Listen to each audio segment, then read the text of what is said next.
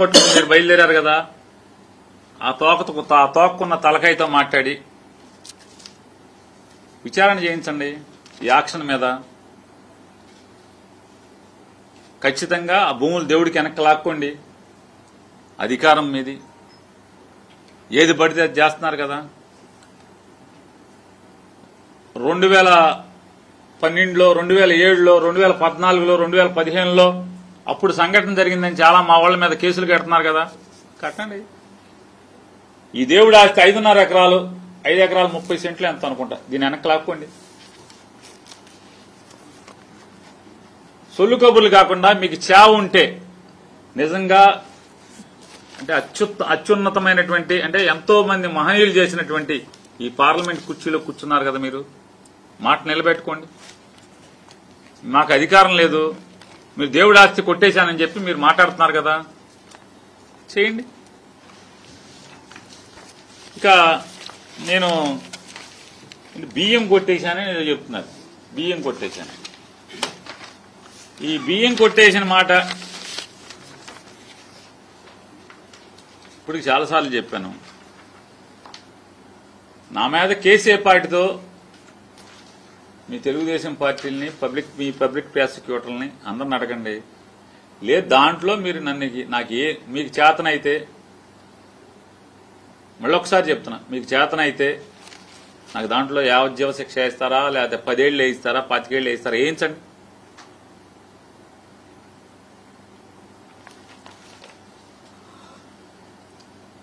సరే, మీరు నా దగ్గర పనిచేసే అతనే తప్పు చేశాడని సాక్షాత్తు నేనే చెప్పాను. దానికి సరిపడా ప్రభుత్వానికి నష్టం లేకుండా నేను కడతానని కాగితం ఇచ్చాను. అధికారులు కట్టమన్నారు, నేను కట్టాను.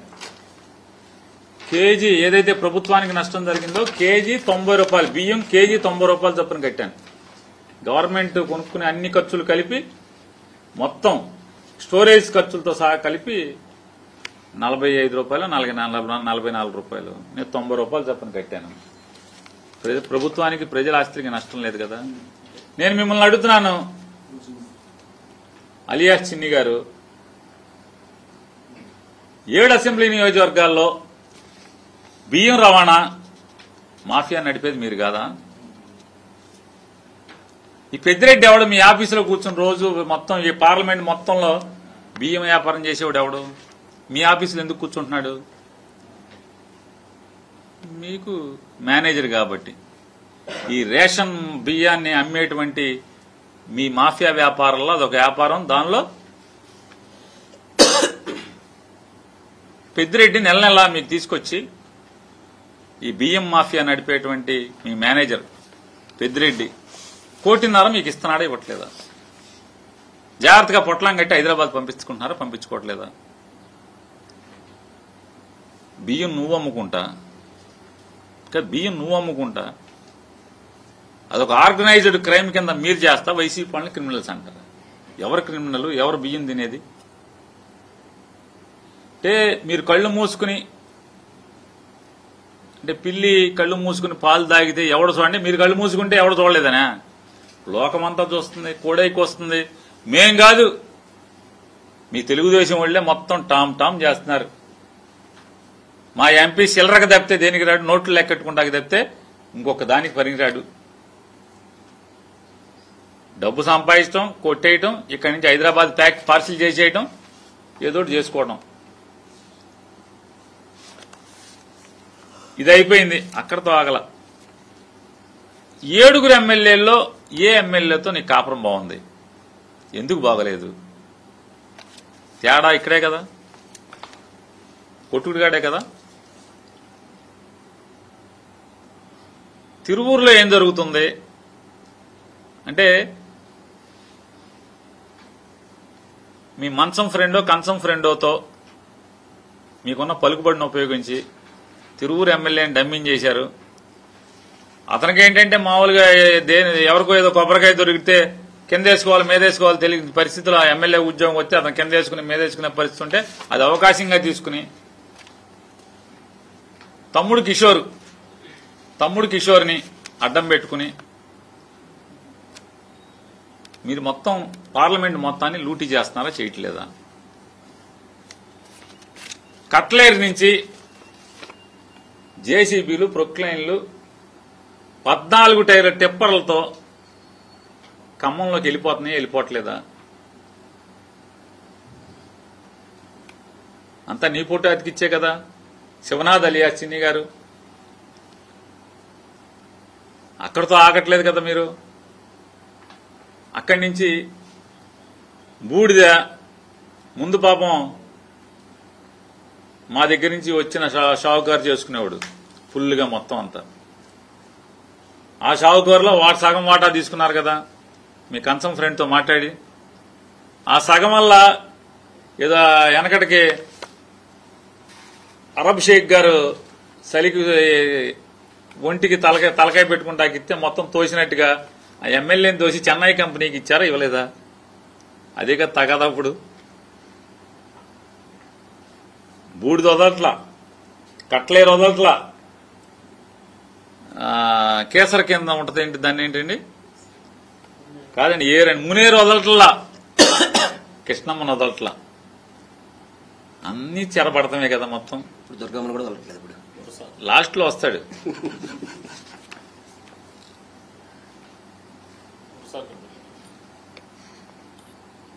నందిగామలో 7 రీచ్లు ఉన్నాయి.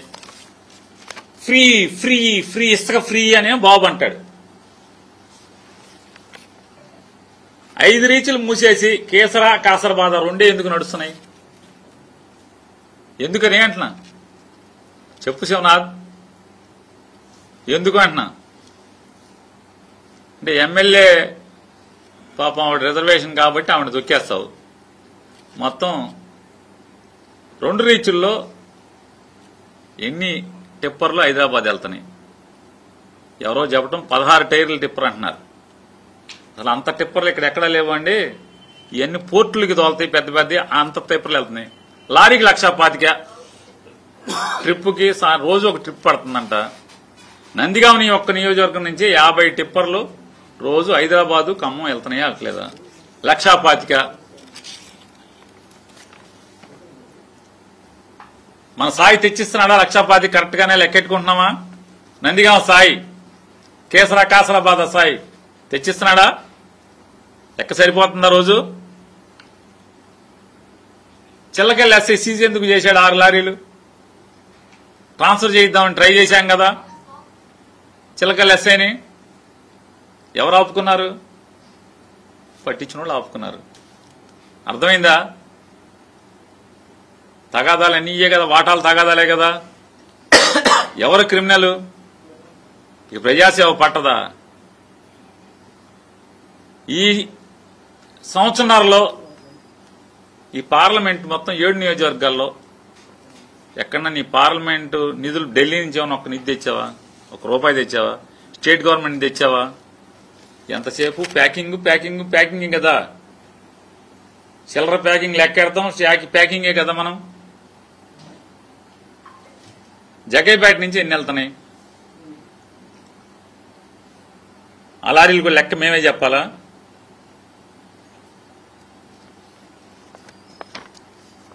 బూడిద కంచించెర్ల కేసర్ దగ్గర కంచెర్ల దగ్గర డంప్ ఉంది కదా. డంప్ ఎందుకు పట్టుకోరు? ఎంఆర్ఓ పట్టుకోరు, ఆర్డీ సబ్ కలెక్టర్ పట్టుకోరు, కలెక్టర్ పట్టుకోరు, జాయింట్ కలెక్టర్ పట్టుకోరు, ఎవరు పట్టుకోరు? ఎందుకని?